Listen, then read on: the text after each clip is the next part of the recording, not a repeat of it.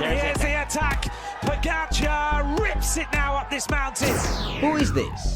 And I don't mean Tadej Pogacar nor Jonas Vingegaard. The white jersey has decided, right, yesterday you put me on the ropes. Today I'm going to absolutely blitz it up this mountain. I mean, the man that is the first response to every attack, crash or victory in the cycling peloton. Peacock is dropping like a stone.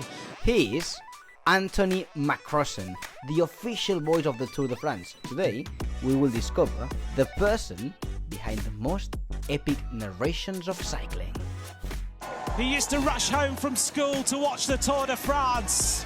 When the Tour came to Yorkshire, he was there watching as a school kid. Now he wins on Alpe d'Huez. So welcome, Anthony. It's kind of weird because it's like speaking to the voice of the Tour de France. I'm sure I'm not the first person that says that. Welcome to the channel. Oh, thanks very much, Mark. It's lovely to meet you as well. And even when you say that, for me also, it's quite strange to hear when you say that you're the voice of the Tour de France. I still find it really humbling that you can be in that position because I grew up, when I first watched bike racing, I can remember running home from school and college trying to see Phil Liggett and Paul Sherwin commentate on the Tour de France. And to think that years later you're doing the same thing that they inspired you to do is really special. And it's quite humbling to be able to be in that position because the Tour's such a big race, isn't it? I mean, it's what an experience it is. Yeah, I feel at any second you can start saying, and Jonas Vingegaard is attacking, he's making the difference. Tadej Pogacar is getting dropped. It's like, at any point you can just drop this. We could probably arrange it. We could probably do that. What an attack, but Vingegaard is cute to this today. And Vingegaard is going to try and go past on this turn. They go shoulder to shoulder. If you compare the Anthony that started broadcasting races the first weeks and you compare it with now, how you do it, you told me, I've been going through a learning curve thanks to the directors and people around. What's the things that you'd say that you improved, or at least you changed more on your way of commentating? That's a really good question, actually, because I think the first ever outside broadcast I did was for Eurosport on a 3-day track meeting in Bordeaux in France. And I guess back then I thought I was really good. Because you do, don't you? You think, right, okay, well, I've been asked to do this and I'm on Eurosport and therefore I must be good, therefore I am good. I think what I am very different at now, because I've gone through that learning curve with directors, producers, even the Tour de France, the Giro, is that I think about very much how a day is going to be. And I think about how I can engage the fans a lot more. Like, how do I bring that person who's never watched a bike race before, who's sitting on the sofa, flicks through the channels and thinks, oh, what's this? Tour de France. Okay, let's watch Tour de France. If I don't engage them in the first 10 minutes, then they'll probably never watch it again. So I think now I'm very much more structured in how I think about how I bring fans into the sport and how I engage with them. And one thing I've really learned is the ability to change the tone of my voice. So it's really, really easy, isn't it, to just talk. But I think what I do now is I'm able to go from here to really on, to try and wake the person up who's fallen asleep on the sofa probably, but to really change and accentuate those moments where you said earlier on, where Vingegaard attacks or Pogacar attacks or Remco does this or this happens or Pidcock goes flying down the descents. You want to be able to come from this level to here. And I think I'm very much better at doing that. The other thing I've really worked on is that when you're a broadcaster and you're working on a race like the Tour, There's a team of 64 people with us. 64 people. Yeah. Oh my God. And you're a cog in those 64 people in that broadcast team. And you have to also think about some of those people in that team. So, for instance, when Nico and I are commentating one stage of the Tour de France, which can be 6.5 hours, there's an editor who is sitting in a truck a few hundred meters away from us, and he's editing a 52-minute highlight show. I have to really think about giving him points where he can cut the show. So I've got very much better at really giving him specific moments, gaps, pauses where he can cut the show. I've thought about the way that you can really deliver those really punchy moments and the finishes, and I'm much better at that. Stage 11 of the Tour de France of 2022 will be remembered for generations.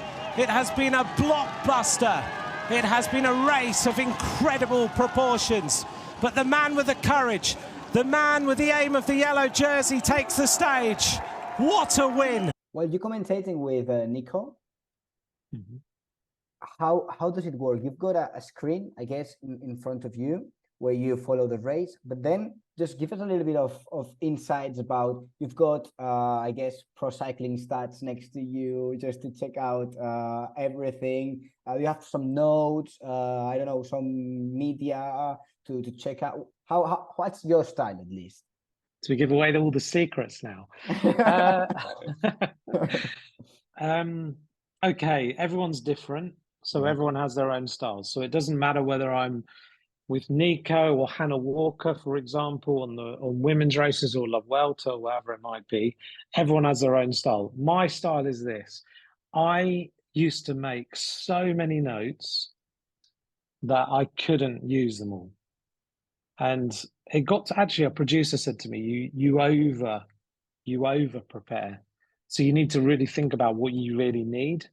So this is what I have. I have a clipboard, like really old school, and I have one sheet of paper. And on that one sheet of paper, I have the key parts of every day. And I write it every single night before I go to bed. So we take the Tour as a good example. 3 weeks, you're just in a rhythm. So I write down, I go back to the road book, and I literally write down where we're going, what the kilometers are, what time we start, what time the riders will roll out, how far the neutralized section is, who won yesterday, because who's to say you didn't go blank and you just don't remember? What was the top 6 of yesterday? What's the general classification top 6? Who's wearing the jerseys? Where the key climbs are, where the sprints are, all those key things are on one sheet of paper. So I have that. Then I have my start list, which I prepare on the day before the first day of the race. And that has little hieroglyphics on it. So just a reminder of how many stages they've won of the Vuelta, the Giro, the Tour, their key races. And I have that for everybody. And I keep that for 3 weeks. Then I have my little iPad, which I have pro cycling stats. And I have my own little database, which I start preparing now, actually, that basically has notes about all the key riders who are going to ride the Tour. And I start now with the quotes that they give after the Tour de France presentation. So, because I think it's really interesting when you go back to October, November, and then fast forward to July to look back and say what they thought about the Tour when they first saw it.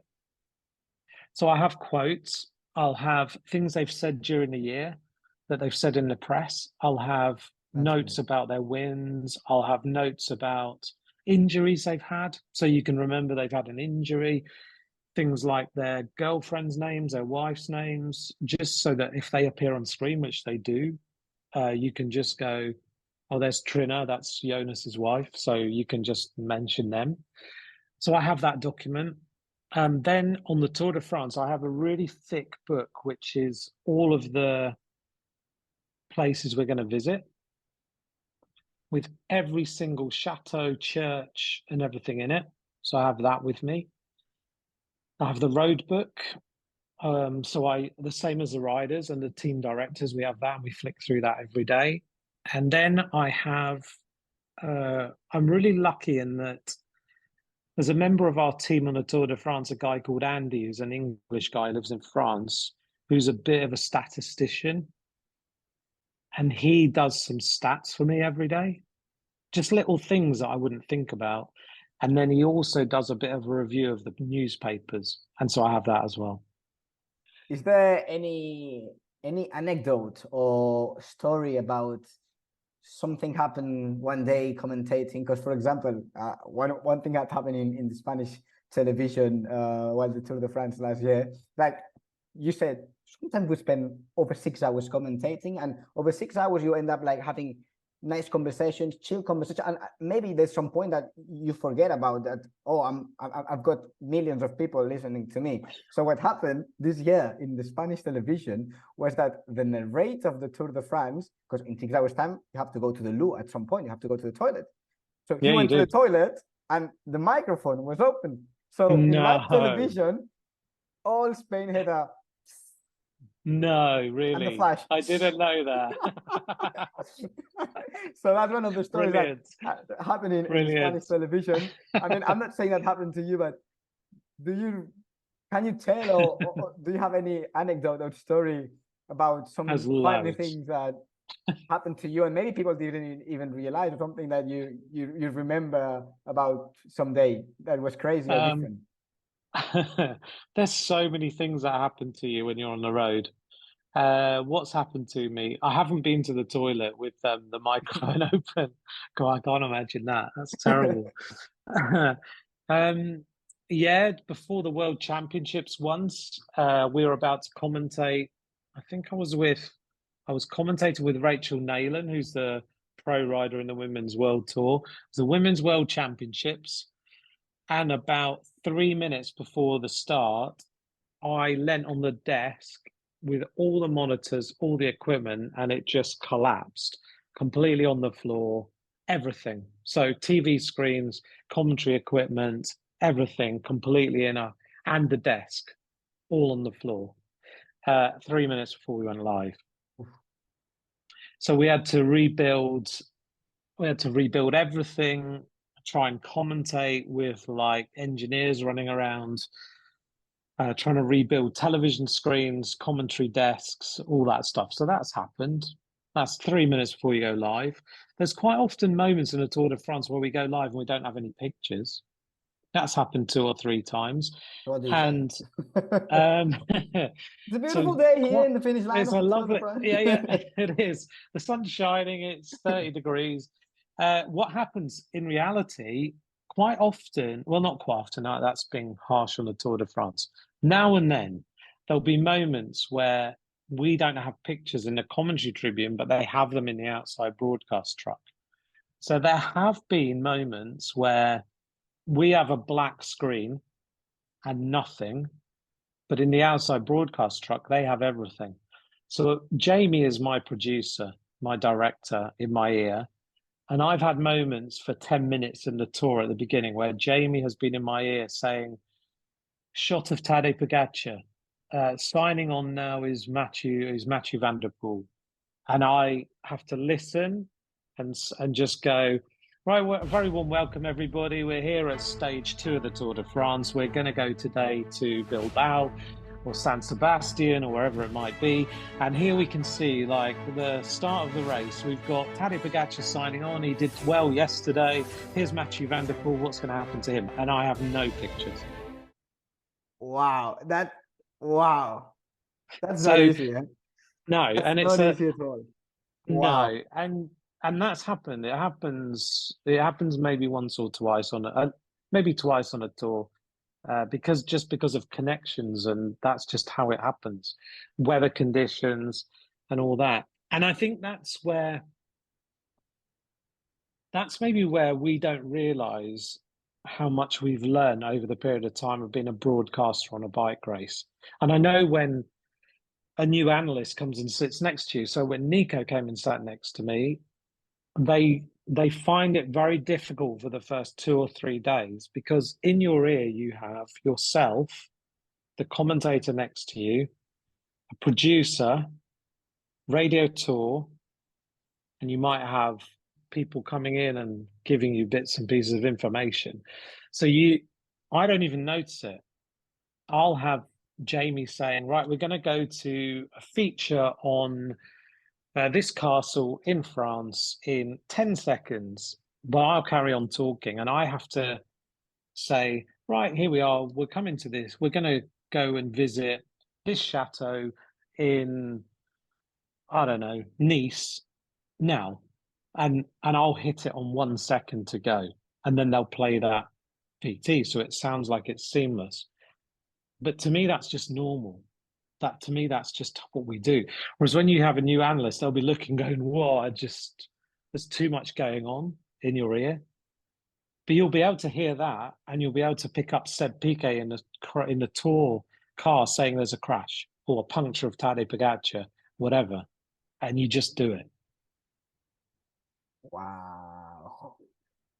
Let's talk about the performances, because you are also part of the show in the performance, putting the boys on those crazy days that people won't forget. Yesterday you put me on the ropes. Today I'm gonna absolutely blitz it up this mountain.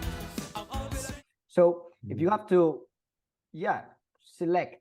point out 3 crazy performances that just stick here, and especially with like 3 crazy performances you've seen that you've commentated as well, that you never are gonna forget. Which days could you? Wow, that's a hard question. Yeah, I know. I can help you out if you want, because there's a day that every time you say something, I just remember about that day. Okay, so there's Tadej winning the Tour de France when he beats Primoz on the time trial. Fields. Oh, that unbelievable! Day. That like day. The most incredible day, absolutely the most incredible day, and no one thought he would do it. Partway through, I realised he was going to do it, and I can remember comparing it to Le Mans and Fignon. What a day! Yeah. Amazing. A second one, Tom Pidcock winning on Alpe d'Huez. Really? Yeah, because who knew he was going to jump away and go across to the front and win that stage? Like that just sticks in my mind. That was crazy. The way he went down that descent, was absolutely incredible. Are we talking just about Tour de France, or no? Or you can, just say the race that sticks to your mind, even if Giro d'Italia or one stage, or classic monument, whatever. Let me think. Because it surprised me you're not saying one stage. That is the one I've got your boys here. Oh, really? Yeah, and it's not from. It's stage 11, I think it was 11, stage 11 to Tour de France 2022. And today, and Jonas Vingegaard is attacking and it's reacting Pogacar. And now it goes Primoz Roglic. Oh, yeah. The mental moment where Jumbo-Visma are all over the place. Pogacar looks around. He is totally isolated with 59 kilometres to go. Pogacar now has no teammates. And an attack on the left-hand side. An immediate attack by Vingegaard. There he goes. And he says, right, if you're going to try and get rid of me, then I'm going to rip your legs off. Tadej Pogacar attacks hard. Yeah, that's the most crazy stage ever, actually. That's in Netflix. Netflix Unchained. And it's just the most crazy day. But then that's the thing, there are so many crazy days, aren't there? Yeah. Right now there are so many crazy days. I think you're right, actually. Probably that one. In terms of the Tour de France, that one, Tom Pidcock, just because he's British and he's a young kid and he just rode like the most incredible day. And then Tadej winning on La Planche de Belfi. Those are stick-out days. Then you come down to Chris Froome Tour de France, Giro d'Italia, Giro d'Italia, La Finestra. That was crazy as well.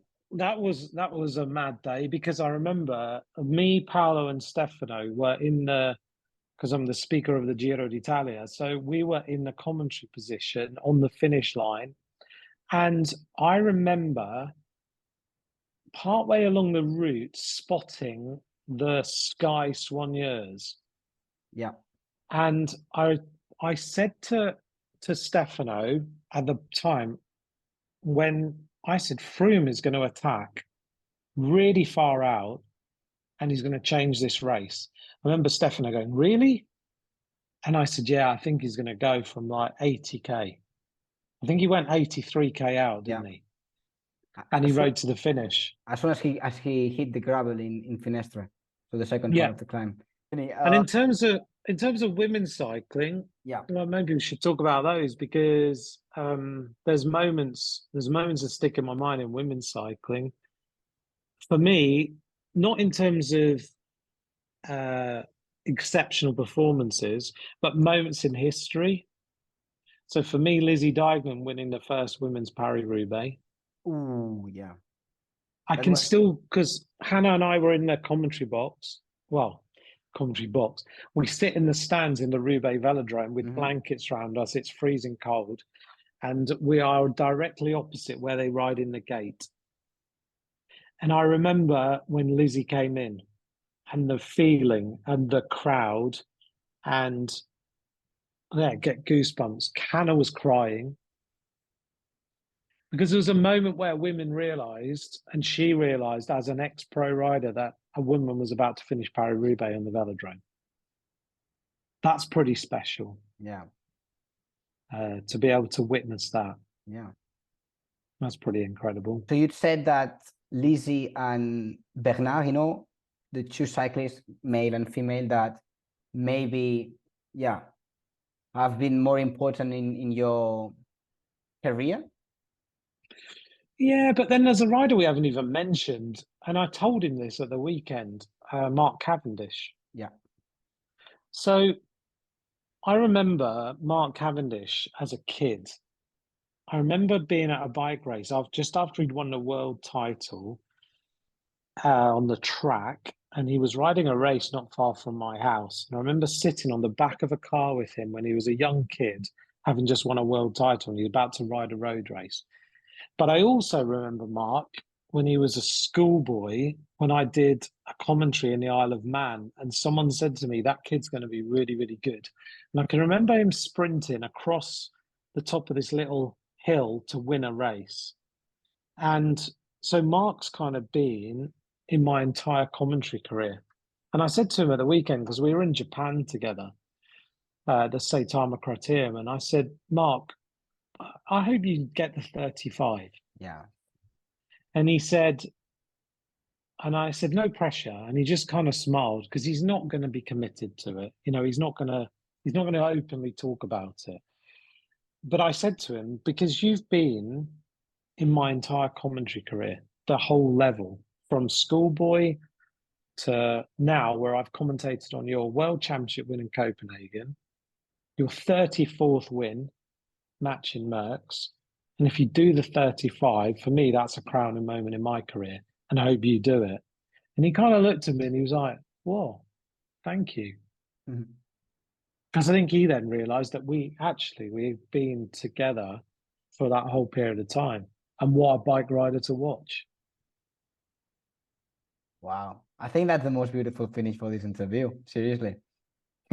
This connection with, I'm not going to say the journalist, because you said that you're not a journalist exactly, but the narrator, the commentator, the voice of the two, and the protagonist of the story, the cyclist. So thank you, Anthony, for your time.